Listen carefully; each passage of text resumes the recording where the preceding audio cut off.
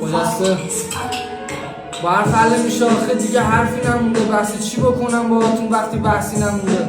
حالا تا صبح بازو خالی کن تو چشام من، این چشام انقدر گریه کردن که اشکی نمونده. اگه دارم چیزی میگم چون که دلم پر بوده، چون دوست دارم منم یه روزی برم دست پر خونه. دوست دارم دخترم ببینه جیبم چقدر پر پوله. حق ما از این آزادی فقط یه برج بوده. اینجا حتی پلیسا هم دستور میان مخبرن دشمنن چون باگان دارن میدارن این پشت سرم. من با چش دیدم سفید شد موی مرد خونم اون وقتی گفت دستم خالیه. شرمنده‌ام دخترم، ببخشید نظم خیابون با هم زدم، ببخشید اعتراض کردم، ببخشید که حرف زدم. شاید بعد این حرفا همه چی عوض بشه، مثل قیمت دلار پرواز کنم و برم. منم از آزادی بیان چرا فقط کبودیمون مونده، جا عشق و علاقه نفرت درونیمون مونده.